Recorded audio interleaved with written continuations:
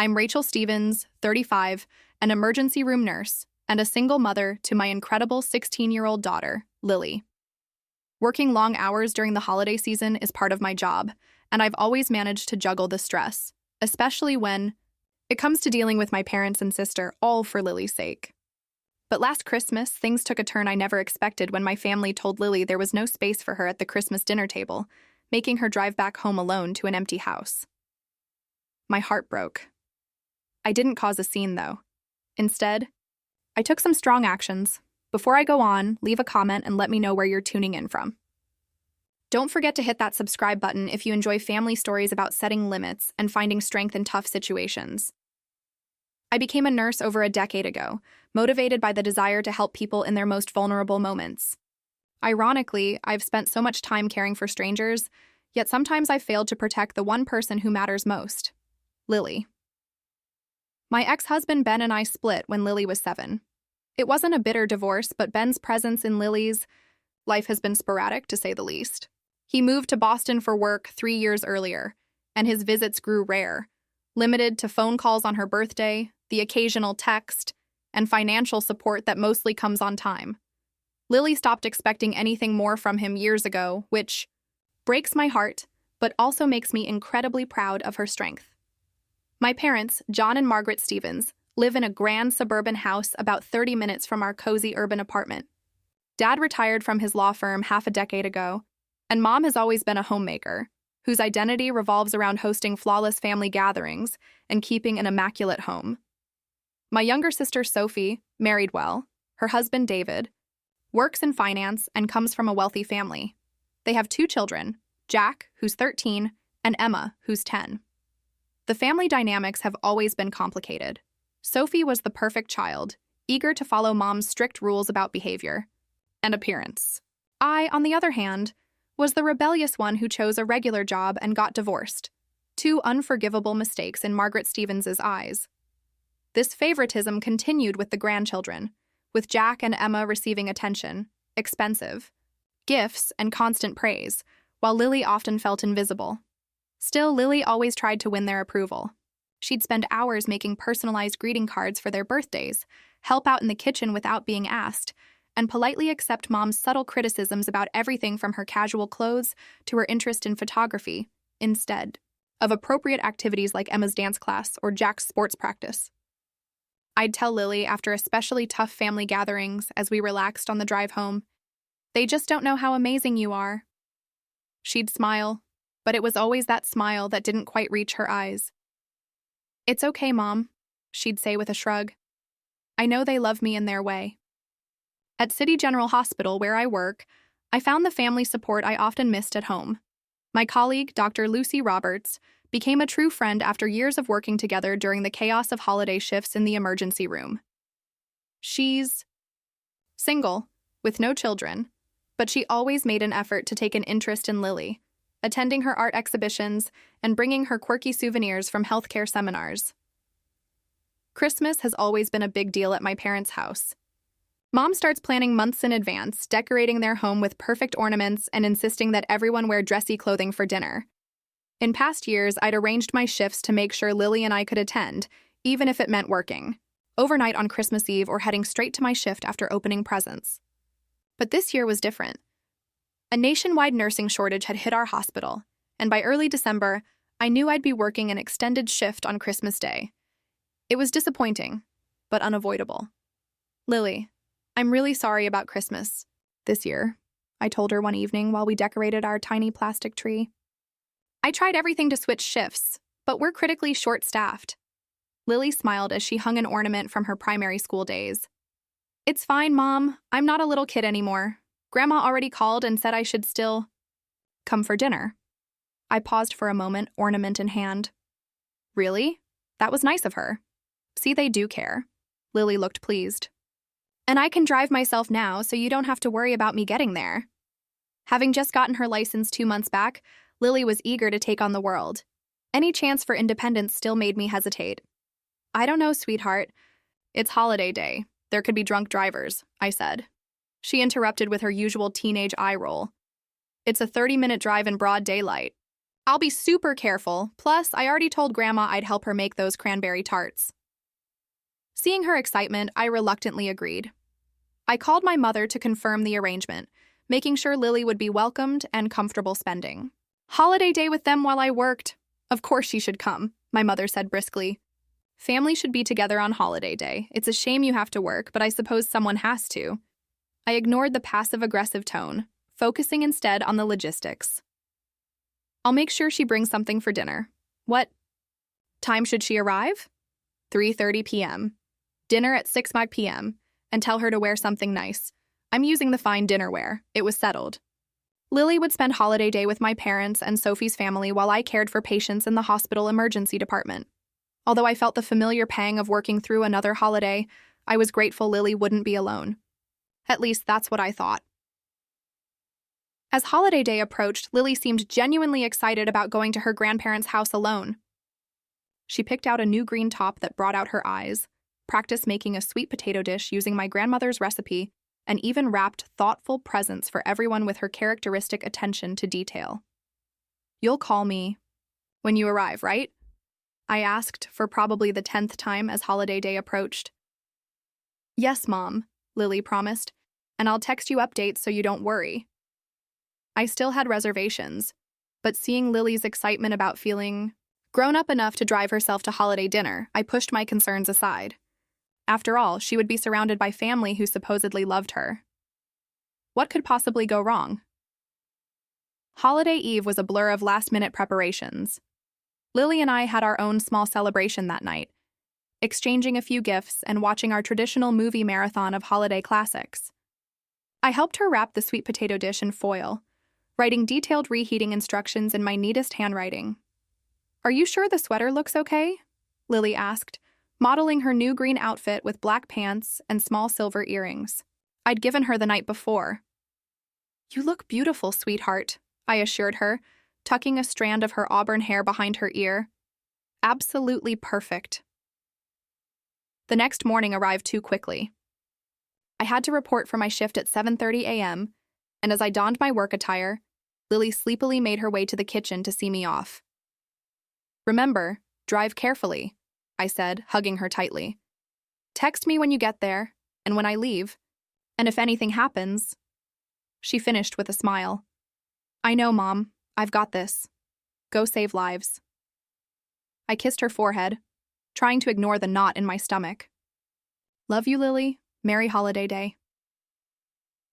Love you too. Now go before you're late. The hospital emergency department was predictably chaotic when I arrived. Holiday-related injuries and illnesses always kept us busy, from cooking accidents to heart attacks triggered by family stress. By mid-morning, we had a steady stream of patients, and I fell into the familiar rhythm of triage, treatment, and care. Around 12:30 p.m., my phone vibrated with a text from Lily. Made it to Grandma's. Driving was fine. Grandpa says hi. I smiled, feeling relief wash over me as I quickly typed back between patients. Great. Having fun? Her response came a few minutes later. Yeah, helping with dinner prep. As the afternoon progressed, I checked my phone whenever possible, noticing Lily's texts becoming increasingly sparse and less enthusiastic. 4:45 p.m.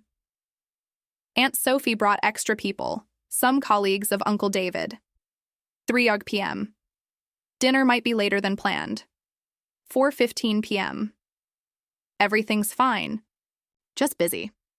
By 6 p.m., the ER had reached peak chaos. A multi-car accident had brought in several trauma patients simultaneously, and I hadn't checked my phone for over an hour. When I finally had a moment to breathe, I found a message that made my blood run cold.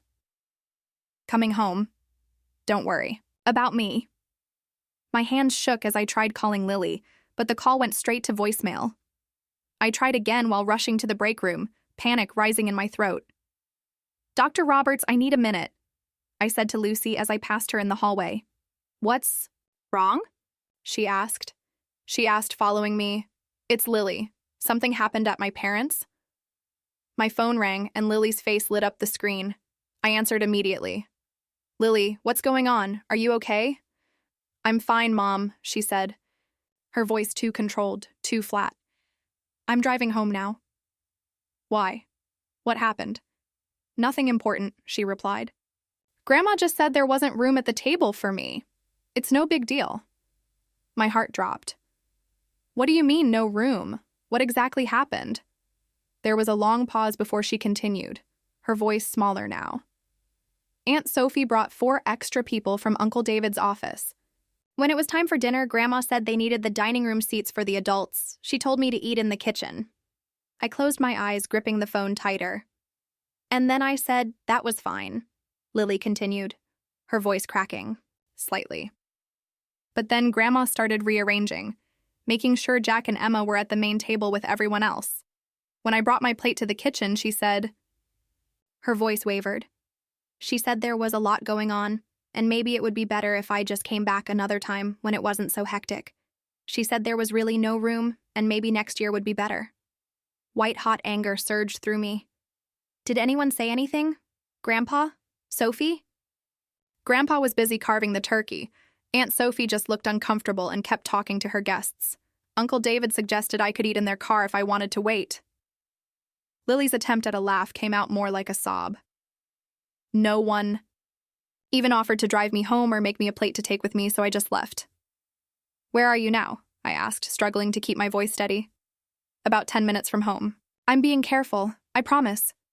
Lily, I'm so sorry. I can try to get someone to cover. No, Mom, she interrupted firmly. You have patients who need you. I'm fine, really. I'll just heat up some leftovers at home. Text me the second you get home, I insisted. Leave the location sharing on your phone. I will. Don't worry. After we hung up, I stood frozen in the break room, shaking with a mixture of fury and heartbreak. Lucy placed a hand on my shoulder. What happened? She asked. I explained the situation, each word tasting bitter in my mouth. That's horrible, Lucy said, her expression darkening. Do you need to leave? I can talk to Reynolds about emergency coverage. I looked through the break room window at the busy yard, weighing my professional duty against my maternal instinct. There were patients in pain, scared and separated from their families on holiday day. No, I finally said. Lily says she's okay for now. She'll be home soon, and there's nothing I can do to fix this immediately. These patients need me here. I checked my watch. My shift ends at midnight. I'll handle my family then. Lucy squeezed my arm. Let me know if you change your mind. And Rachel, don't let them get away with this. I nodded, returning to the floor with a newfound clarity amid my anger. As I checked vitals and administered medications, my mind replayed years of subtle and not-so-subtle mistreatment that I had allowed to continue for the sake of family harmony. Lily's text that she had arrived home safely was my only comfort. As I worked through the evening, we exchanged messages when I could. Are you hungry? There's leftover pasta in the blue container. Found it. I'm okay, Mom. Don't worry about me. Did anyone call you from Grandma's? A longer pause before, no one. That simple no cemented my resolve. During my dinner break, I called my friend Rachel, who lived in our apartment complex. Rachel, I hate to ask on holiday day, but is there any chance you have extra food? Lily's alone at home. Say, no more, Rachel interrupted. Brian made enough ham to feed an army. We'll put together a plate and bring it over right now. Thank you, I said, my voice cracking with gratitude. The spare key is under the turtle planter. I remember. Don't worry about a thing. As my shift continued, I dealt with everything from a child with a Lego stuck in his nose to an elderly man experiencing heart failure. The final case of my night was particularly poignant. A family reconciliation in the waiting room after a car accident scare had brought estranged siblings back together. Life's too short, I overheard the older brother say as they embraced. Family should have each other's backs. I thought about those words as I finished my charting. Family should have each other's backs. Lily and I had always had each other's backs. It was time I had hers in a way I should have years ago. The remaining hours of my shift stretched, endlessly. Every time I checked the clock, I was 1 hour closer to being able to fix what I could. I checked my phone, hoping to see a message from my parents or Sophie, some acknowledgement of what they had done to Lily. The screen remained, stubbornly free of any such communication. While inserting an IV for an elderly patient, My hands trembled slightly as flashbacks of previous family gatherings surfaced in my mind. Lily at age 8, sitting alone at the kids' table while Jack and Emma were invited to sit with the adults because they were being so well behaved. Lily at 12, excitedly showing her grandmother a painting that had won a school art contest, only to have Margaret glance at it dismissively and change the subject to Emma's dance recital. Lily at 14, spending hours wrapping thoughtful presents for everyone, then watching her cousins receive expensive electronics while she got generic bath products that still had the clearance sticker partially visible. "Are you all right, dear?" my elderly patient asked, noticing my distraction. I forced a smile. "Yes, just thinking about my daughter. She's home alone on holiday day." The woman patted my hand with her free one. "You're here helping others. That's teaching her an important lesson about service. She'll be just fine." I nodded, but the truth nagged at me. I wasn't just teaching Lily about service. I was inadvertently teaching her that it was acceptable to be treated as less than by people who were supposed to love her, that her feelings and dignity were negotiable. During my break, around 10 p.m., I texted Lily again. "How are you doing, sweetheart?" "I'm okay. Rachel and Brian brought over food. They're really nice. Did you eat enough?" "Yeah." "Their ham was actually better than Grandma's." Don't tell her I said that. I smiled despite everything, recognizing Lily's attempt to lighten the mood. "Your secret's safe with me. Did you open the present I left on your nightstand?" "Not yet. Saving it for when you get home." "Good idea. Try to get some sleep if you can." "I'll be home around 12:30. I'll probably still be up." "Love you, Mom." "Love you too. More than anything." I put my phone away and leaned against the wall, suddenly exhausted beyond the physical demands of my shift. Lucy found me there, offering a cup of coffee. "Rough night?" she asked, sliding down to sit beside me. "Lily's always tried so hard with them," I said, accepting the coffee gratefully. Every birthday card, every school achievement, every time she helped my mother in the kitchen. Without being asked, she was trying to earn their love, as if love is something you should have to earn from your own family. Lucy nodded. "My mother was the same way with me. Conditional love isn't really love at all." "The worst part is that I've allowed it," I confessed, the realization hitting me with full force. "I've made excuses for their behavior for years. That's just how Mom is. Dad doesn't notice these things. Sophie's always been competitive. I've normalized it all instead of protecting Lily." "You were protecting your idea of family," Lucy said gently. "It's what most of us do. We convince ourselves that maintaining the relationship at any cost is better than confronting the problems." "Not anymore," I said, a newfound clarity washing over me. "This ends now." For the remainder of my shift, I moved through my duties with mechanical precision, my mind formulating the words I would say to my family. No more deflection, no more excuses. No more prioritizing their comfort over Lily's well-being. I thought about Lily's resilience, how she never complained, how she always found something positive even in difficult situations. She deserved so much better than what my family had given her, what I had allowed them to give her. At 11:30 p.m., I treated my final patient of the night, a young mother who had fallen while hanging holiday lights. As I sutured a cut on her forehead, she fretted about her children at home. "My husband's with them, but it's holiday night," she said, wincing slightly as the needle pierced her skin. "I should be there." "You'll be home soon," I reassured her. And children are remarkably resilient. They understand when things don't go according to plan. "You sound like you're speaking from experience," she observed. I finished the last stitch before responding. "My daughter is spending holiday night alone because my family decided there wasn't room for her at their table." The woman's eyes widened. "That's terrible. What are you going to do?" For the first time that night, I smiled genuinely. "I'm going to make sure it never happens again." As midnight approached, I completed my charting and prepared to hand off to the night shift. Dr. Nathan Pierce, who had agreed to cover the overnight, arrived looking fresh despite the late hour. "Merry holiday, Rachel," he said. "Looks like you had a busy one," Dr. Nathan Pierce said as he reviewed the patient board. It was eventful, I replied, giving him a brief update on the current patients. Thanks for coming in tonight. No problem, I don't have family obligations, he paused, then added, Lucy mentioned you had some family drama. Everything okay? I appreciated his concern but wasn't ready to discuss it further. Nothing I can't handle. I should get home to my daughter. He nodded understandingly. Of course. Give her my best. As I left the hospital, the cold December air felt clarifying. In my car, I checked the location sharing app. Lily was at home safe, according to Rachel's text. They had stayed with her for a while before heading back to their apartment, but she was doing okay, just a bit quiet.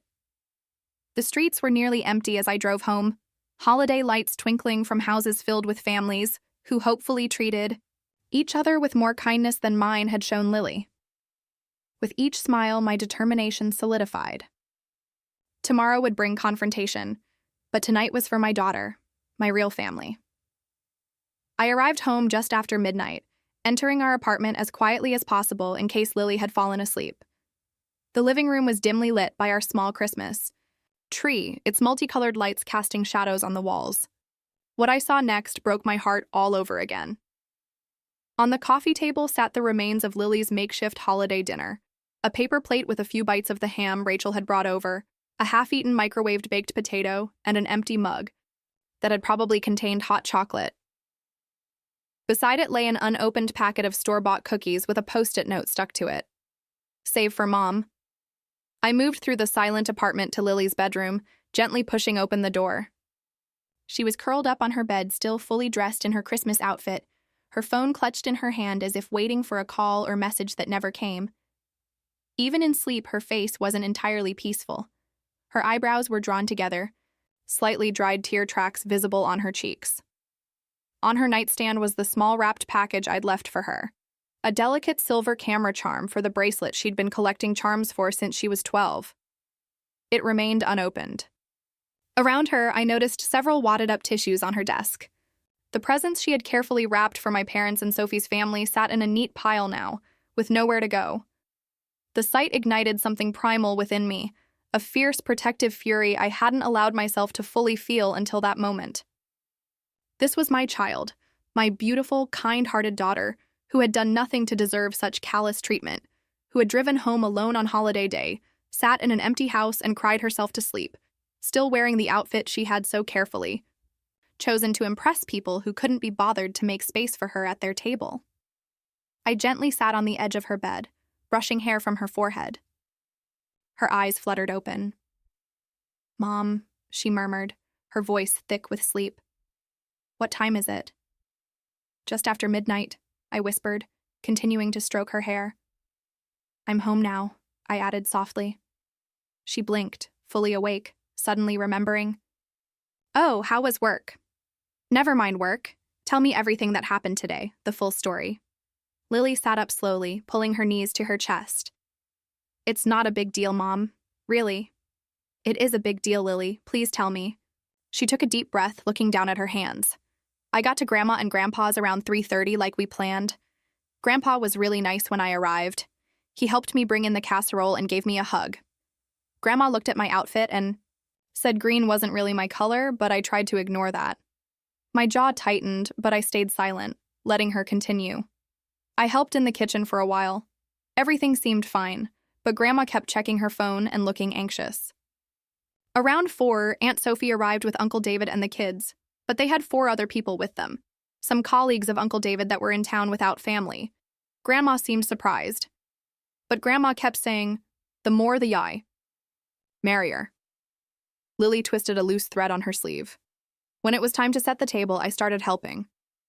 That's when Grandma pulled me aside and said there were too many adults for everyone to fit at the dining room table. She asked if I would mind eating at the kitchen counter since I was young and adaptable. I closed my eyes briefly, imagining the scene. I said that was fine. Lily continued. I really didn't mind, but then I noticed she made sure Jack and Emma got seats at the main table. Emma's only 10, Mom, I pointed out. Grandma said they were sitting with their parents because the guests needed to be accommodated properly. Lily's voice grew quieter. So I took my plate to the kitchen, But Aunt Sophie's guests kept coming in for drinks in seconds, making comments about how weird it was that I was sitting there alone. One of them asked if I was the hired help. My hands clenched into fists. After about 10 minutes, Grandma came in looking flustered. She said having me in the kitchen was making things awkward with the serving dishes and everything. She suggested, well, she didn't really suggest. She just said that maybe with everything going on, it would be better if I came back another time when it wasn't so hectic. Lily's eyes filled with tears. She actually said, "There's really no room, Lily. Maybe next year." Like I was some distant acquaintance who had shown up uninvited. What did Sophie say? I asked, my voice barely controlled. She was standing in the doorway and just looked away. Uncle David was the one who suggested I could wait in their car if I wanted to stay, but it was clear nobody wanted me there. So I just said I'd go home. Lily wiped her eyes with her sleeve. Nobody tried to stop me. Nobody offered to drive me or check if I got home okay. Grandpa was busy talking to the guests. I don't even think he noticed I left. I texted you when I got in the car, and that's it. End of story. I pulled Lily into a tight hug, feeling her tears soaking through my shirt. I'm so sorry, sweetheart. I'm so sorry this happened. It's not your fault. Mom, she said, her voice muffled against my shoulder. You had to work. I know that. It is my fault, I countered, pulling back to look her in the eyes. I've allowed them to treat us both poorly for years. I've made excuses for their behavior instead of standing up to it. But that ends now. Lily looked at me with surprise. What do you mean? I mean that what they did was completely unacceptable, and there will be consequences. No one treats my daughter that way, not even family, especially not family. For the first time since I'd come home, Lily's expression lightened slightly. You're not going to go all mama bear on them, are you? I smiled despite my anger. Maybe. Would that embarrass you? No, she said after a moment's consideration. Actually, I think I'd be okay with that. We sat talking for another hour, Lily eventually changing into pajamas while I made us both fresh hot chocolate. As the conversation wound down, exhaustion caught up with us. I suggested we both try to get some sleep. Can I stay with you tonight? Lily asked in a small voice that reminded me of when she was much younger. Of course, I said, heart aching at her vulnerability. We fell asleep in my bed, Lily's head on my shoulder like when she was a child afraid of thunderstorms. I held her close, silently promising that I would never again allow anyone to make her feel unwanted or unworthy, regardless of their relationship to us. I woke at dawn with absolute clarity about what needed to be done. Carefully sliding out of bed to avoid waking Lily, I began setting my plan in motion. It was time to show my daughter what standing up for yourself and for those you love really looked like. The morning light filtered through the blinds as I made my first phone call. The hospital was understanding about my request for a personal day. I rarely asked for unscheduled time off, and they knew I wouldn't do so without good reason. With that settled, I moved quietly around the apartment, gathering what I needed. First, I collected the Christmas decorations from my parents' house, items my mother had insisted I take to make Lily's holiday more festive. Into a box they went, ready to be returned. Next, I prepared breakfast. Pancakes with chocolate chips in the shape of a smiley face, something I used to make for Lily on difficult days when she was younger. I set everything on a tray with a small vase containing a single red carnation I'd found in our miniature garden on the balcony. While the coffee brewed, I made my next move. I called my parents' house, unsurprised when it went to voicemail after several rings. They were never early risers, especially after hosting a dinner party. Mom, Dad, this is Rachel, I said, my voice calm and clear. What happened yesterday with Lily was completely unacceptable. I'm taking the day off work to spend it with my daughter, who spent holiday day alone because you decided there wasn't room for her. I'll be bringing back all the holiday decorations you gave us, as we'll be creating our own traditions from now on. If you want to have a relationship with either of us moving forward, it will be on new terms, with clear boundaries and respect. I'll be in touch when I'm ready to discuss what those terms will be. I hung up, feeling a weight lift from my shoulders. No anger, no yelling, just clear consequences for their actions. Next, I sent a text message to my sister Sophie. We need to talk about yesterday. Lily told me everything that happened. I'm beyond disappointed in your role in this. Her response came surprisingly quickly. Rachel, you're overreacting. It was crowded and awkward. We didn't plan to have extra guests. Lily seemed fine with going home. My fingers flew across the keyboard. A 16-year-old driving home alone on holiday day to an empty house because adults couldn't make space. For her is not fine. Your children were accommodated while mine was sent away. That speaks volumes about what you think of Lily. Sophie's response showed her true colors. That's not fair. My kids are younger. Lily is practically an adult. Mom was stressed, trying to accommodate everyone. It wasn't personal. I took a deep breath before responding. It was absolutely personal to Lily. She prepared for days, was excited to be with family, and ended up alone on holiday day while everyone else celebrated. No one even checked if she got home safely. Think about how that felt for her. Would you accept that treatment for Jack or Emma? When no immediate response came, I continued. This isn't just about yesterday. It's about years of Lily being treated as less important than your children. I've allowed it because I wanted to keep the peace, but that ends now. If you want a relationship with us moving forward, things need to change dramatically. I put my phone down, hearing movement from my bedroom. Lily appeared in the doorway, her hair tousled from sleep, looking younger than her 16 years. Morning, she said cautiously, eyeing my expression. What are you doing up so early? Making breakfast, I said, gesturing to the tray. And taking a personal day. I thought we could have our own holiday celebration today. Her eyes widened. But your shift is covered? I finished. Today is just for us. Lily noticed my phone lighting up with a call. Is that Grandma? Yes. I confirmed, silencing the ringer. But she can wait. Breakfast first.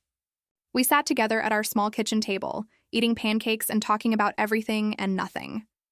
I didn't mention my calls and texts, wanting to give Lily a peaceful morning. As we were clearing the dishes, my phone rang again. My father, this time. I should probably take this, I said to Lily, who nodded. Hey, Dad, I answered, stepping onto the balcony for privacy. Rachel, what's this message about? He asked, sounding genuinely confused. Your mother is upset. What happened with Lily yesterday? I explained the situation in detail, not softening any aspects of how Lily had been treated. There was a long silence when I finished. I had no idea, he finally said, his voice heavy. I was busy with the guests carving the turkey. I didn't realize Lily left. Your mother didn't tell me she'd asked her to go home. Whether you knew or not, Dad, it happened, and it's part of a pattern that's been going on for years. That's not fair, Rachel. We love Lily. Love isn't just a feeling, Dad. It's actions. And your actions, all of you, have consistently shown Lily that she's less important, less valued than Sophie's children. He started to protest, but I continued firmly. I'm not having this conversation again, Dad. I'm not here for excuses or justifications, I said firmly. I'm letting you know that things are changing. If you want to be in our lives, you need to respect both of us. That means acknowledging what happened, apologizing sincerely to Lily, and making real changes going forward. Another pause. Your mother wants to talk to you. Not today, I said firmly. I'm spending the day with Lily. We can talk tomorrow if you'd like, but it needs to be a conversation, not your chance to explain away what happened. After we hung up, I returned to find Lily sitting on the couch, trying to appear casual, though I could tell she'd been listening. Everything okay? She asked. Getting there, I assured her.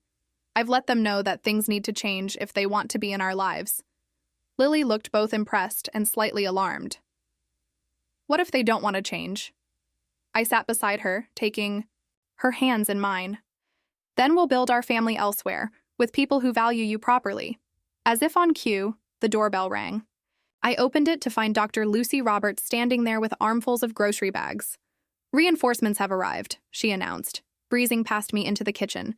I brought everything for a proper holiday dinner. Hope that's okay. Lily's face lit up. Dr. Roberts, you didn't have to do that. It's Lucy, she corrected, smiling. Outside the hospital, remember? And of course I did. No one should miss holiday dinner.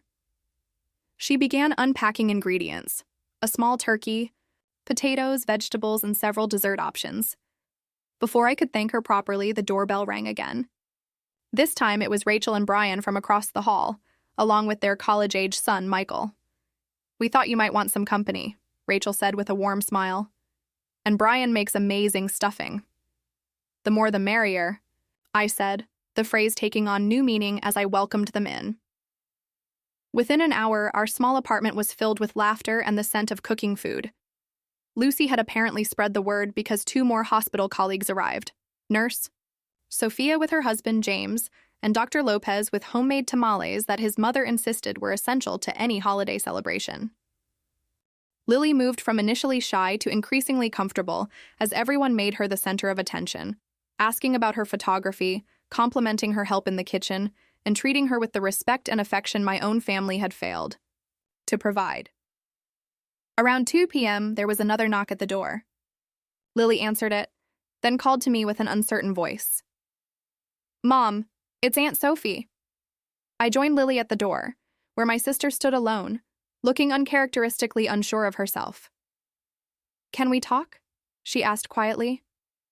I glanced at Lily, who nodded slightly. "Come in," I said. "We're having our own holiday celebration." Sophie's eyes widened as she took in the full apartment and festive atmosphere. "I can come back another time." "No," I interrupted. "If you want to talk, now is fine. We can use the balcony." Once outside, Sophie fidgeted with her purse strap. "I wanted to apologize to both of you, but especially to Lily. What happened yesterday was wrong." "Yes, it was," I agreed, not making it easier for her. "I should have said something when Mom told her to leave. I knew it wasn't right, but—" She trailed off. "But what?" I prompted. But I didn't want to make a scene. I didn't want to upset Mom or make things awkward with David's colleagues. She looked down. "I put everyone else's comfort above Lily's feelings. That was wrong." Her honesty surprised me. "Yes, it was. The truth is," Sophie continued, her voice quieter, "I've always been a little jealous of your relationship with Lily. You two have something special. You're not just mother and daughter. You're actually friends. You respect each other. I don't have that with my kids." I hadn't expected this level of vulnerability from my always composed sister. "That doesn't excuse what happened," she added quickly. "Nothing does. I just wanted you to know that it comes from my own insecurities, not from not caring about Lily. Sophie, you've allowed your children to be favored over Lily for years. You've participated in it." She nodded, tears forming in her eyes. "I know, and I'm truly sorry. I'd like a chance to make it right, if Lily's willing to." "Give me that chance." I studied my sister, seeing genuine remorse. "That's up to Lily, but any relationship moving forward would need to look very different." "I understand," she said. "Can I talk to her?" I called Lily to the balcony, giving them space to speak privately while I returned to our guests. Through the glass door, I watched their conversation. Sophie speaking earnestly, Lily's initially stiff posture gradually softening, and a tentative hug exchanged when they rejoined the group. Lily had a thoughtful expression. "Aunt Sophie's going to stay for dinner," she announced. I said it was okay. I nodded, respecting her decision. Sophie integrated herself surprisingly well into our gathering, rolling up her sleeves to help in the kitchen and engaging with Lily's interests in a way I'd rarely seen before. As the afternoon turned to evening, my parents called twice more. I let the calls go to voicemail, focusing instead on the joyful celebration unfolding in our home. We ate turkey and tamales at our mismatched dining table, with extra chairs borrowed from neighbors. We played board games and shared stories. Lily laughed more than I'd heard in months. When our guests finally departed around 9 p.m., leaving us with enough leftovers for days, Lily helped me clean up with a contentedness I hadn't expected after yesterday's disaster. "This was the best holiday ever," she declared, loading the dishwasher. "Even after what happened yesterday?" I asked. She considered this, then nodded firmly. "Maybe because of what happened yesterday. I saw you stand up for me, Mom, and then all these people showed up just because they care about us. That feels more like family than some fancy dinner, where I'm not really wanted." I hugged her tightly, recognizing the wisdom in her words. You're right. Family is about who shows up, not who you're related to. Are you still going to talk to Grandma and Grandpa tomorrow? She asked. Yes, I confirmed. But not to fight or yell, to set boundaries about how we expect to be treated going forward. Lily nodded, understanding the difference. I'm glad Sophie came today. I think she really meant her apology. I think so too. People can change if they want it badly enough. As we finished cleaning, my phone buzzed with a text from Lucy. Today was wonderful. Dr. Pierce is sorry he missed it. He was asking about you both. Maybe next time? I smiled, typing back. Definitely next time. Thank you for everything today. Lily peered over my shoulder with a mischievous grin. Dr. Pierce was asking about us? The cute one who always brings you coffee? I felt my cheeks warm. He's just a colleague who's concerned, Lily teased. A concerned colleague who looks at you like you're a holiday miracle. I laughed, nudging her playfully. Go to bed. It's been a long 2 days. As Lily headed to her room, she paused. Mom, I'm proud of you for standing up to them. Her words meant everything. I'm proud of us, I said. And I promise from now on we're only spending time with people who value you properly, who see how amazing you are. That goes for you too, she said seriously. You deserve better too, Mom. As I got ready for bed that night, I realized Lily was right. We both deserved better. And by taking action today, I had finally shown her how to make that happen. The confrontation with my parents tomorrow wouldn't be easy, but with Lily by my side, I felt ready for whatever came next. Our impromptu holiday celebration had created a beautiful mess, evidence of joy scattered throughout the apartment. I woke early the next morning to find Lily already up, organizing the leftovers in the refrigerator with methodical precision. Morning, I said, pouring coffee into my favorite mug. You're up early. Couldn't sleep, she admitted. Thinking about today. Today? I asked, remembering.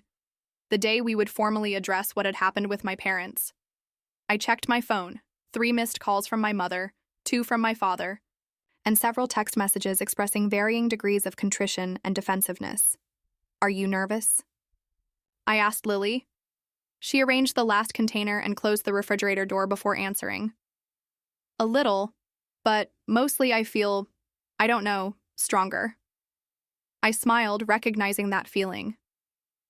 That's what happens when you decide not to accept mistreatment anymore. It's empowering. Are they coming here? She asked. No, I said firmly. I thought about it, but this is our safe space. I don't want it tainted with potential conflict. I told them we'd meet at the coffee shop on Maple neutral territory. Lily nodded, looking relieved. Good thinking. What time? 11 a.m. That gives us time to prepare. I sipped my coffee. Studying her expression, I said, You don't have to come if you don't want to. I want to, Lily said without hesitation. I need to be there. As we ate breakfast, my phone buzzed again. Sophie. How's Lily today? Her text read, I meant everything I said yesterday. I'd like to be a better aunt going forward. I showed the message to Lily, who considered it thoughtfully before suggesting, You should respond positively but cautiously. Tell her we appreciate her apology and look forward to seeing how things evolve.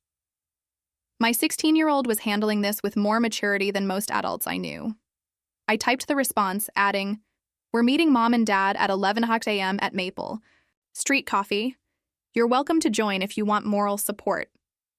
Sophie's reply was immediate. I'll be there. And Rachel, thank you for giving me a chance to make this right. By 10:45 a.m., Lily and I were seated at a corner table in the cozy coffee shop, 2 steaming mugs before us. Lily had chosen to wear a different green top, a deliberate choice, she explained, to show she wasn't ashamed of her preferences despite our mother's criticism. Sophie arrived first, looking uncharacteristically casual in jeans and a simple blouse. She hugged Lily with genuine warmth before sitting beside her, another deliberate choice that didn't go unnoticed. My parents entered at exactly 11 a.m., my father's military punctuality still governing their schedule after all these years. Mom looked impeccably put together as always, but there was an unfamiliar uncertainty in her expression. Dad guided her to our table with a hand at her back. Rachel, Lily. He nodded at each of us, then noticed Sophie. Sophie, I didn't know you'd be here. I invited her, I said simply. Please sit down. Once they were settled, an uncomfortable silence fell over the table. I had promised myself I wouldn't be the first to speak. They needed to take responsibility without prompting. Finally, my father cleared his throat. We want to apologize for what happened on holiday day, he began, looking directly at Lily. It was wrong. You should never have been asked to leave. My mother shifted in her seat but remained silent. Dad continued. I didn't fully understand what had happened until Rachel explained it yesterday. That's not an excuse. I should have been more aware. I'm sorry, Lily. Lily nodded slightly but didn't speak.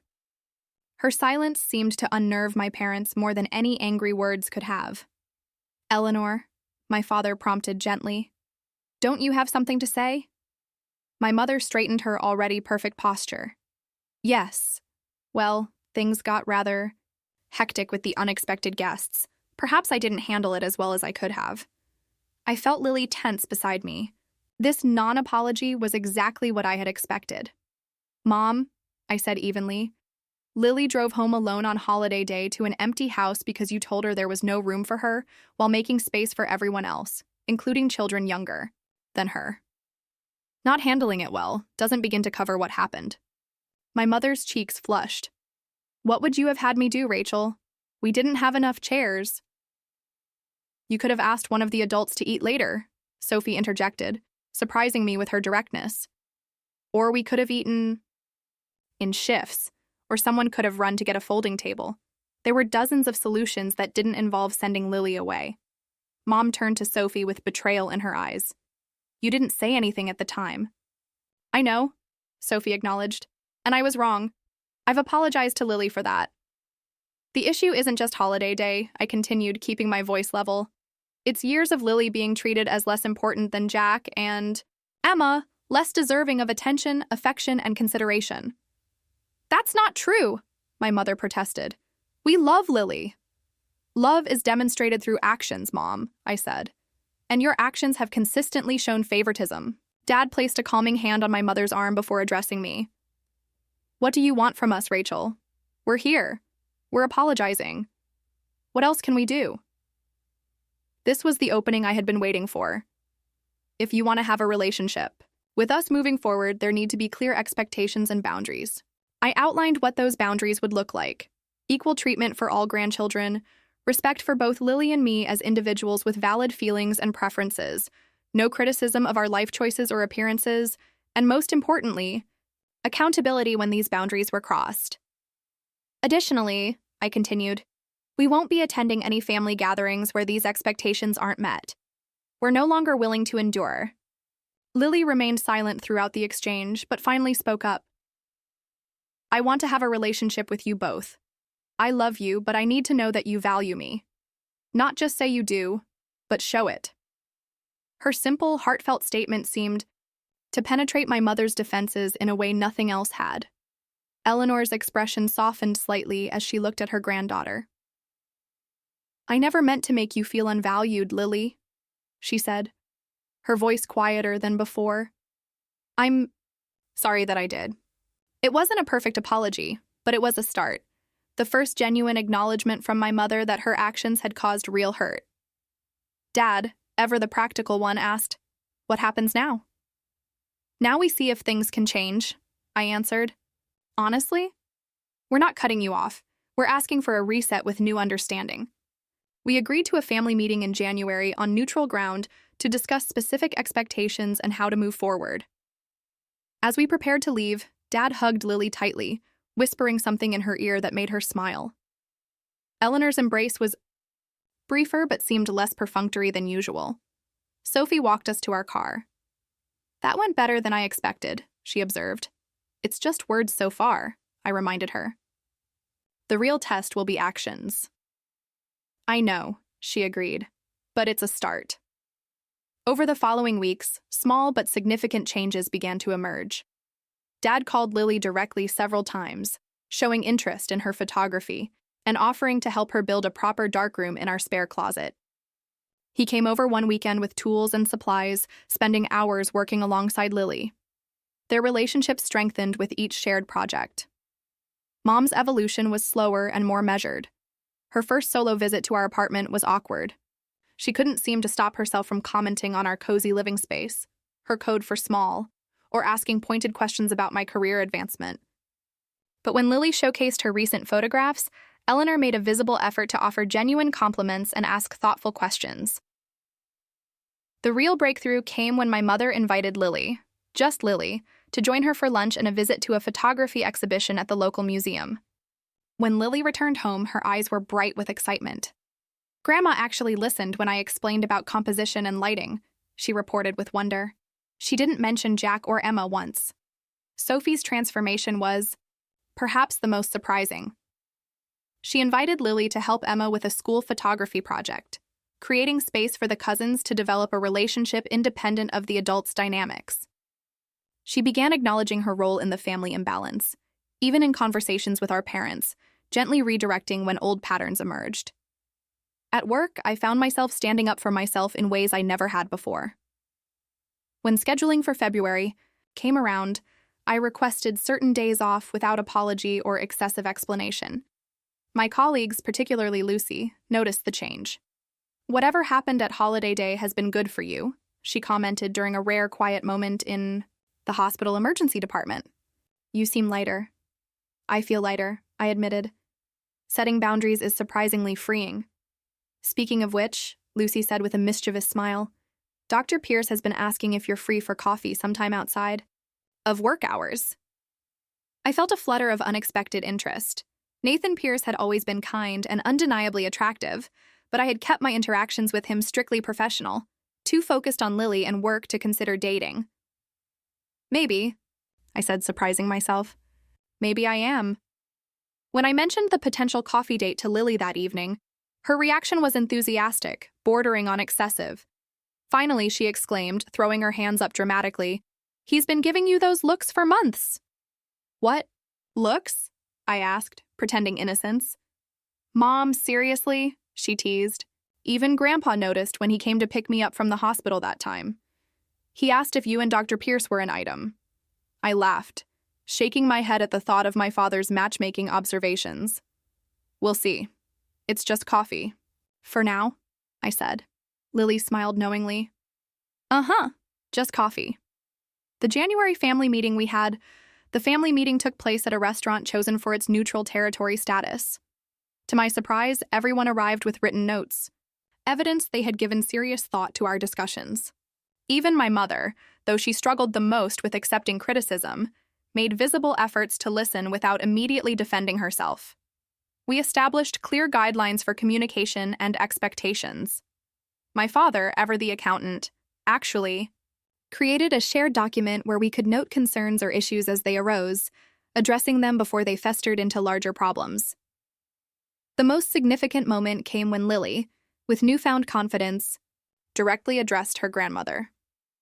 "I need you to understand that when you compare me to my cousins or criticize my interests, it really hurts," she said, her voice steady despite her nervous hands. "I'm not asking you to pretend to love everything I do, but I am asking you to respect that I'm my own person." My mother, to her credit, didn't deflect or dismiss. "I understand," she said after a moment's reflection. "I'll do better, Lily. I promise." As winter melted into spring, our new family dynamic continued to evolve. There were missteps and old habits that occasionally resurfaced. My mother still sometimes made thoughtless comparisons. My father occasionally reverted to conflict avoidance, and Sophie had moments of competitive parenting. But the difference was that now these behaviors were acknowledged and addressed rather than ignored. Lily flourished in this healthier environment. Her confidence grew, her photography improved as she felt more supported in her passion, and she began to form more authentic relationships with extended family members. She even developed a sweet bond with her young cousin Emma, who had begun to show interest in photography under Lily's patient guidance. My own transformation was equally profound. The woman who had once swallowed hurt and disappointment to keep the peace now spoke her truth with calm confidence. I advocated for myself at work, leading to unexpected recognition and a promotion to charge nurse that spring. And yes, coffee with Nathan turned into dinner, which turned into regular dating. He was kind, thoughtful, and most importantly, genuinely interested in getting to know Lily, understanding that we were a package deal. "He gets it, Mom," Lily observed after Nathan had helped her set up a complicated lighting arrangement for a school project. "He doesn't try too hard or ignore me, he's just real." That word, real, captured what our lives had become since that painful holiday day. By refusing to accept the unacceptable, by standing firm in our worth, we had created space for authentic relationships to grow. Not perfect, not without challenges, but real. 6 months after that fateful holiday day, Lily and I sat on our apartment balcony, enjoying the warm June evening. Our small container garden was thriving, a project my father had helped us start during one of his weekend visits. The string lights Lily had hung gave everything a gentle glow as we sipped lemonade and reflected on how much had changed. "Grandpa called today," Lily mentioned, scrolling through photos on her camera. "He wants to take me fishing next weekend." I smiled, remembering how my father had discovered a shared interest in early morning solitude with Lily. Their fishing trips had become a monthly tradition, opportunities for quiet conversation, an understanding that had been missing before. "What about Jack and Emma?" I asked, curious if the old patterns were truly changing. Lily shrugged. "Jack's not interested. Emma might come next time, but she has a recital this weekend. Grandpa said it's my special time anyway." That simple statement represented enormous progress. My father had made genuine efforts to form individual relationships with each grandchild, recognizing Lily's unique qualities rather than lumping the cousins together or favoring the others. My mother's journey had been more complicated. After initially resisting change, Eleanor had eventually recognized the ultimatum for what it truly was, not punishment, but an opportunity to build a healthier relationship.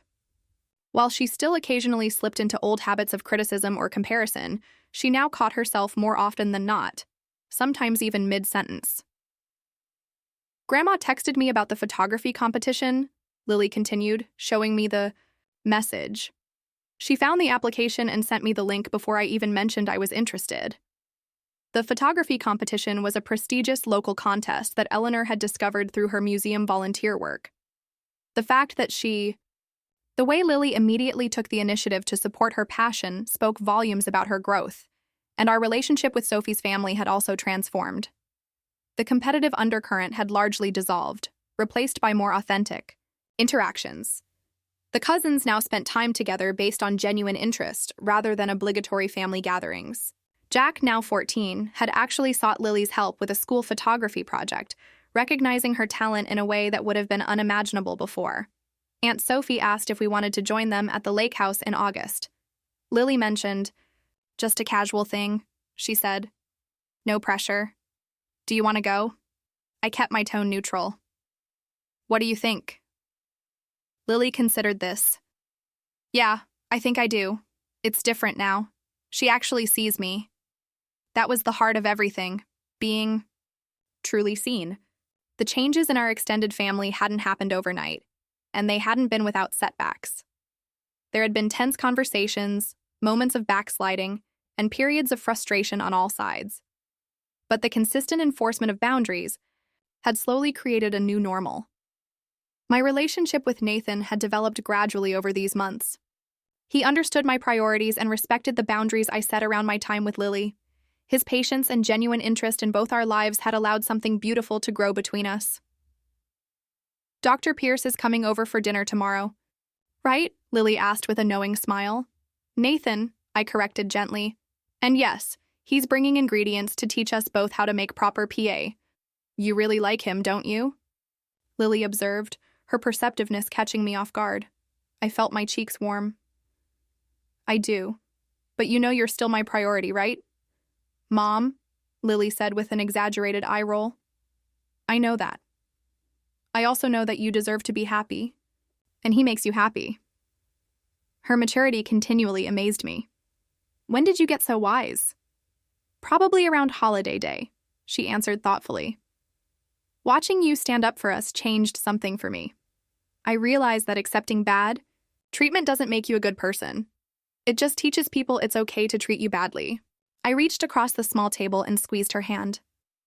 That's exactly right. I've been thinking about that a lot lately, she continued. Especially with college applications coming up next year. I used to worry so much about what everyone thought, especially Grandma and Aunt Sophie.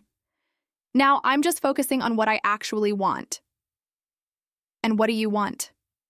I asked. To study photojournalism, she said without hesitation. To tell stories through images that make people feel something. The confidence in her voice was the greatest gift of this entire journey. My daughter now understood her own worth in a way that would serve her throughout her life. Our conversation was interrupted by my phone ringing, Meredith calling about a baby shower for another colleague. As I spoke with her, finalizing details for the gift we would bring together, I watched Lily photographing the sunset, completely absorbed in capturing the perfect light. When I hung up, Lily turned to me with curiosity. Remember when you said that standing up to Grandma and Grandpa wasn't just about one holiday dinner? I nodded. I get it now, she continued. It was about teaching me to value myself enough to expect proper treatment. That's exactly it, I confirmed, amazed by her insight. The greatest gift I could give you wasn't protection from every hurt, but the tools to protect yourself. To know your worth and expect others to honor it. As darkness fell, we remained on the balcony, planning our summer and discussing possibilities for the future. The painful holiday day that had catalyzed so much change now seemed like a distant memory. Not forgotten, but transformed into the beginning of something much healthier. You know what I've learned from all this? Lily mused as we finally headed inside. Family isn't just about who you're related to. It's about who shows up, who respects you, who sees you for who you really are. That's absolutely right, I agreed. Family can be biological, but it's also who you choose and who chooses you back every day.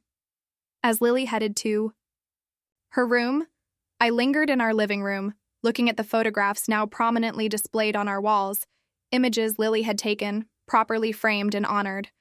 Among them was a new family photo from Easter. Everyone actually smiling genuinely, not perfect but real. Authentically us. The journey from that painful holiday day to now hadn't been easy, but it had been necessary and ultimately healing. By refusing to accept mistreatment and by establishing firm boundaries, we had created space for something better to grow, not just with our extended family, but within ourselves. Have you ever had to set difficult boundaries with family members? I'd love to hear your experiences in the comments below. And if this story resonated with you, please hit that like button and subscribe to hear more about our journey. Remember, standing up for yourself isn't selfish. It's necessary for healthy relationships.